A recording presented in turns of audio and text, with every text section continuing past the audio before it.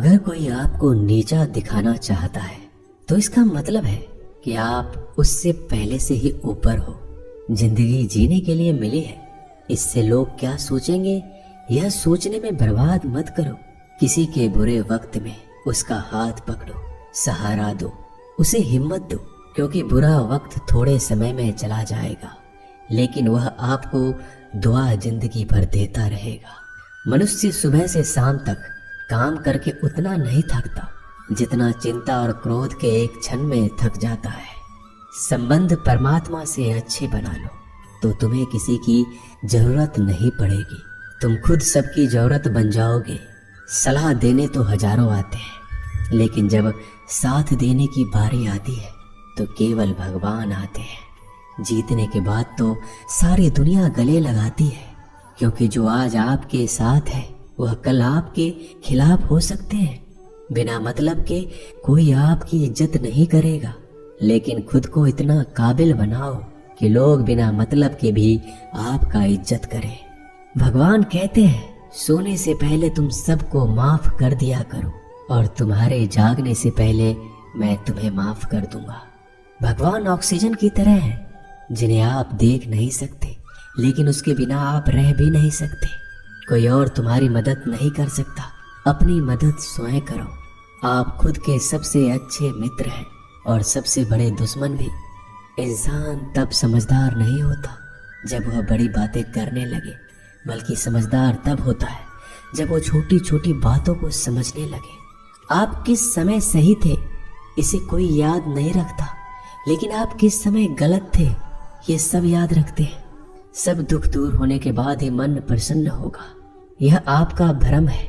मन प्रसन्न रखो, सब दुख दूर हो जाएंगे, ये हकीकत है। किसी भी व्यक्ति की कोई भी बात बुरी लगे तो दो तरह से सोचो। यदि व्यक्ति महत्वपूर्ण है तो भूल जाओ, और बात महत्वपूर्ण है तो व्यक्ति को भूल जाओ। रिश्तों का संबंध सिर्फ रक्त से नहीं होता, जो मुसीबत में हाथ थाम ले उससे बड़ा कोई रिश्ता नहीं होता। भगवान कहते हैं तुम सब कुछ मुझे सौंप दो, सारा दर्द परेशानी, और बिल्कुल हल्के होकर मुझे याद करो। धीरे धीरे तुम्हारा जीवन बदल जाएगा। हर रोज रात को सोने से पहले भगवान को अपनी पूरी दिनचर्या बता के सोएं। अगर आपके द्वारा किसी का दिल दुखा है तो मन ही मन उससे माफी मांगे। अगर आपका किसी ने दिल दुखाया है तो उसे माफ करके सारी चिंताएं भगवान को सौंप कर सो जाए। यकीन मानिए इससे आपकी जिंदगी खुशनुमा बन जाएगी। क्रोध बोला हुआ एक शब्द इतना जहरीला हो सकता है कि आपकी हजार प्यारी बातों को एक मिनट में नष्ट कर सकता है। सबको हंसाना लेकिन किसी पर भी हंसना मत। सबके दुख बांटना लेकिन किसी को दुखी मत करना। सबकी राह में दीप जलाना लेकिन किसी का दिल जलाना मत। यही जीवन की रीत है, जैसा बोओगे वैसा ही पाओगे। दुआएं और प्रार्थनाएं असंभव को भी संभव बना देती है। ईश्वर को ना हमारे तन की जरूरत है ना धन की, उसको तो बस पवित्र मन की जरूरत है।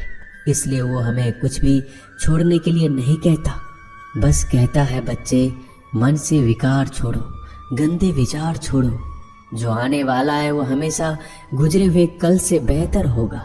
यही एक सोच आपके जीवन में कभी निराशा नहीं होने देगी। झूठ कितना अजीब है, खुद बोलो तो अच्छा लगता है, दूसरे बोले तो गुस्सा आता है।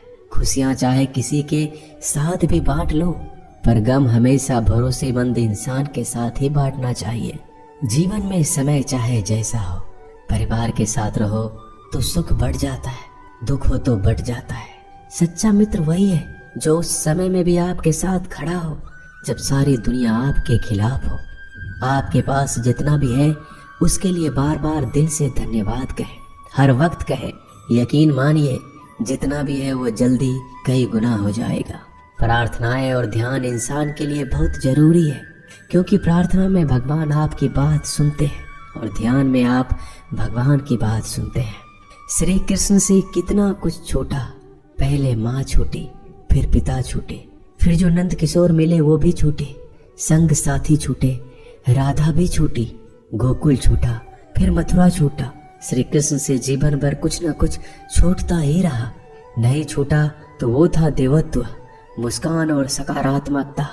श्री कृष्ण दुखी नहीं, उत्सव के प्रतीक है। सब कुछ छूटने पर भी कैसे खुश रहा जा सकता है, ये श्री कृष्ण से अच्छा कोई नहीं सिखा सकता।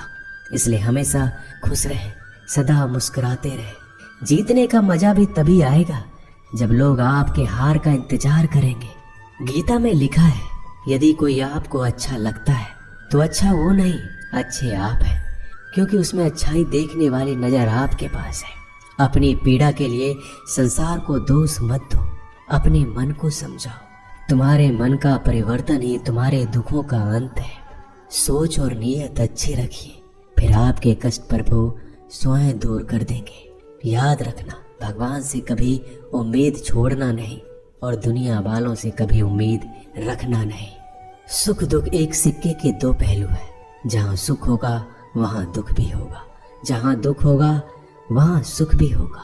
इसलिए सुख दुख के बारे में बिना सोचे निरंतर अपने लक्ष्य को प्राप्त करने के लिए प्रयास करते रहना चाहिए। एक बात हमेशा याद रखना, किसी के सामने गिड़गिड़ाने से ना मोहब्बत मिलती है ना इज्जत। इसलिए अपने स्वाभिमान को जिंदा रखो। कोई अगर आपकी किस्मत में होगा तो आपके पास खुद ही चलकर आएगा।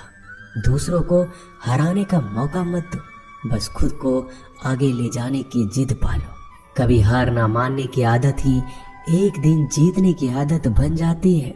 सिर्फ दो चीजें मनुष्य के भाग्य का निर्माण करती है। पहला, स्वभाव। अगर आपके स्वभाव में अच्छाई, विनम्रता और गुण है तो आपका भाग्य चमकेगा। अगर आपका स्वभाव क्रोधी है, आलसी है, तो आपका भाग्य बिगड़ना अनिवार्य है। इसलिए अपने स्वभाव को मधुर और आकर्षित बनाइए। दूसरा, आपकी वाणी।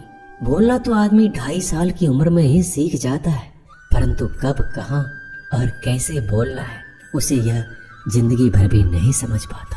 जिसे ये बोलना आ गया कि कब, कहाँ और कितना बोलना चाहिए, समझ लो उसे सफल होने के लिए कोई नहीं रोक सकता।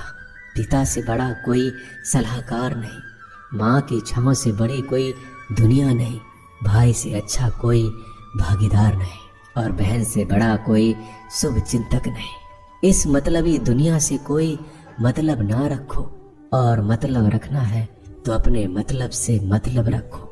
दुआएं मांगने से किसका भला होता है, मिलता तो वही है जो हमने बोया होता है।